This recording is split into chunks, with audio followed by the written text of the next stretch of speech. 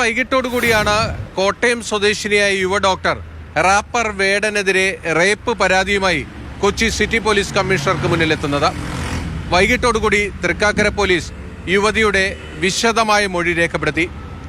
രാത്രി case register ചെയ്തു. IPC 376 പ്രകാരമാണ് FIR. യുവതിയുടെ മൊഴിയുടെ വിശദാംശം ഇതാണ്. 2021 ഓഗസ്റ്റ് മുതലാണ് വേടനുമായുള്ള അടുപ്പം തുടങ്ങുന്നത്.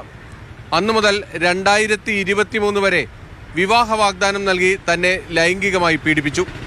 കാക്കനാട്ടെ തൻ്റെ ഫ്ളാറ്റിലും കോഴിക്കോടും ഏലൂരിലും വെച്ച് 5 തവണയിലേറെ പീഡനം നടന്നുവെന്നാണ് മൊഴിയിൽ പറയുന്നത്.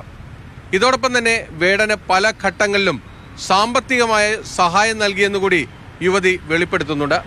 ഇതിൻ്റെ തെളിവുകളും അവർ പോലീസിന് കൈമാറിയിട്ടുണ്ട്. ഇപ്പോൾ പരാതി തന്നത് ഒരു യുവതിയാണ്. അപ്പോൾ അത് വെച്ച് നമുക്ക് അന്വേഷണം തുടങ്ങുന്നുണ്ട്. ബാക്കി കാര്യങ്ങൾ നമ്മൾ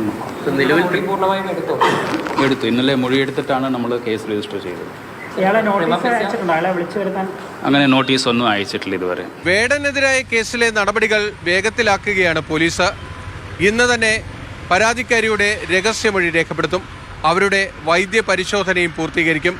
തൃക്കാക്കര ACPയുടെ നേതൃത്വത്തിൽ പ്രത്യേക സംഘമായിരിക്കും ഈ കേസ് അന്വേഷിക്കുക. കേസ് ഇൻവെസ്റ്റിഗേഷൻ തുടങ്ങിയിട്ടല്ലേ ഉള്ളൂ. ഇൻവെസ്റ്റിഗേറ്റ് ചെയ്യുന്നു. ടീമുണ്ട്. നമ്മളെല്ലാ കേസിനെല്ലാം സെപ്പറേറ്റ് ടീമുണ്ട്, പ്രത്യേകം ടീമുണ്ട്.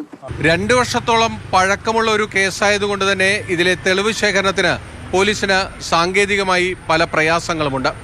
അതുകൊണ്ട് തന്നെ വേഗത്തിൽ വേടന്റെ അറസ്റ്റ് അടക്കമുള്ള നടപടികളിലേക്ക് പോകേണ്ടതില്ല എന്നാണ് പോലീസിന്റെ തീരുമാനം. ആദ്യം പരമാവധി തെളിവ് ശേഖരിക്കും. അതിനുശേഷമായിരിക്കും തുടർ നടപടികൾ ഉണ്ടാകുക.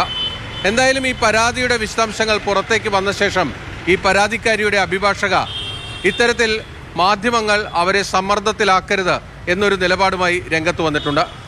ആവശ്യമെങ്കിൽ പോലീസ് സംരക്ഷണം തേടി ഹൈക്കോടതിയെ സമീപിക്കുമെന്നാണ് അവരുടെ നിലപാട്.